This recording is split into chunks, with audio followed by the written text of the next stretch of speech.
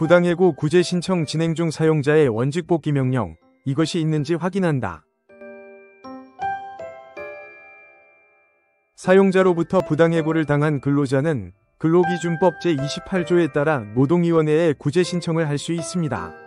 이때 노동위원회의 구제명령을 구하기 위한 근로자의 구체적인 이익이나 필요를 구제이익 또는 구제신청의 이익이라고 하는데요.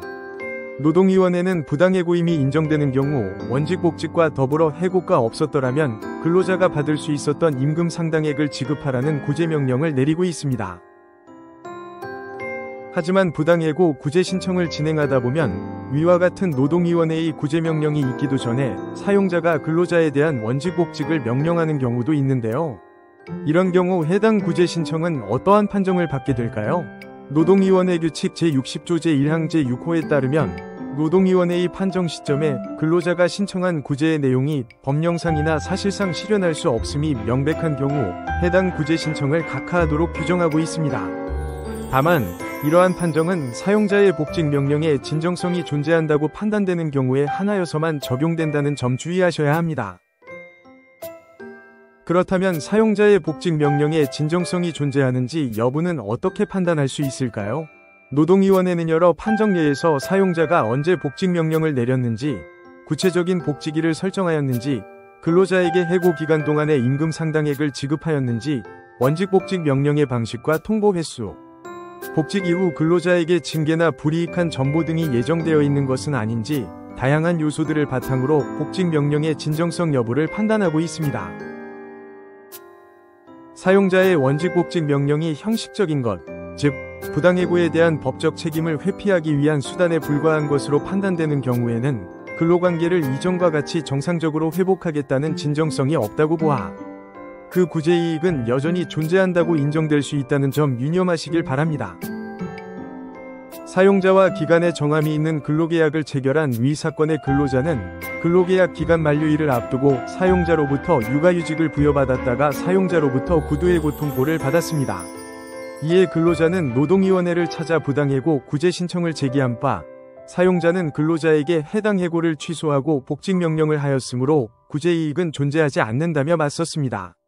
이에 근로자에게 부당해고를 구할 구제이익이 인정되고 해고가 존재하며 서면통지 의무를 위반한 해고는 절차상 하자가 존재하여 부당하다고 판정한 사례가 있었습니다. 해당 사안은 구제이익이 존재하는지 여부, 해고가 존재하는지 여부, 해당 해고의 정당성 여부가 주요 쟁점이 되었습니다.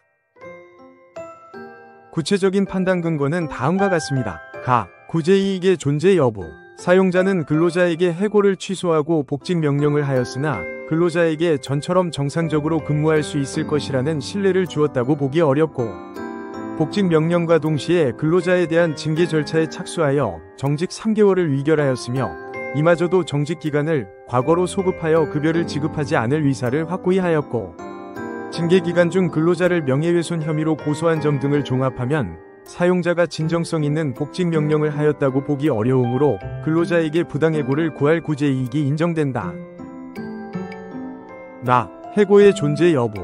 당사자 간 작성한 근로계약서에는 별도의 의사표시가 없는 경우 계약이 자동 갱신된다는 간주 규정이 존재하고, 약 만료일 무렵 사용자는 근로자에게 자동 갱신과 배치되는 별도의 의사표시를 한 사실이 없으며 오히려 계약 만료를 앞두고 육아휴직을 부여하여 계약을 존속시키려는 의사가 있었던 것으로 보이므로 근로계약은 자동으로 갱신되었다고 봄이 타당하다.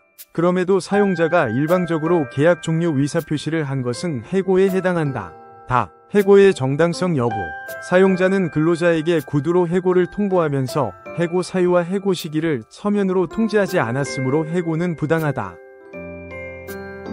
판정단은 사용자가 복직 명령을 한 사실은 인정되나 그와 동시에 근로자에 대한 징계 절차에 착수하여 정직 3개월을 의결하였고, 나아가 해당 징계 기간을 과거로 소급하여 급여를 지급하지 않을 의사를 확고히 한 점, 징계 기간 중 근로자를 명예훼손 혐의로 고소한 점 등을 종합하면 사용자가 근로자에게 진정성 있는 복직 명령을 하였다고 보기 어려워 구제이익은 판단하였습니다. 나아가 근로계약서에 자동 갱신 간주 규정이 존재하는 점 등을 고려하면 당사자 간 근로계약은 자동 갱신된 것인 바 사용자의 일방적인 계약 종료 의사표시는 해고에 해당하고, 해고의 서면 통지 의무를 위반하여 부당하다고 판정하였습니다. 노무법인 로엔이 함께하겠습니다. 부당해고 구제 신청 중 내려진 사용자의 원직복직 명령은 사건의 개별적 구체적 사정과 상황에 따라 그 진정성 여부에 대한 판단이 달라질 수 있습니다. 구제 신청 중 사용자의 원직복직 명령과 관련하여 더 궁금하신 점이 있으시거나 관련 개별 사안으로 전문가의 정확한 진단 및 도움이 필요하신 분께서는 언제든지 노무법인 로엔으로 문의 주시기 바랍니다. 부당해고 구제 신청 전 꼭 해보세요. 노무법인 로엔이 직접 개발한 무료 해고 확률 계산기로 나의 부당해고 사건의 승소 확률을 알 수 있습니다. 자세한 방법은 해고 확률 계산기 사이트 파시블러에서 확인하시기 바랍니다.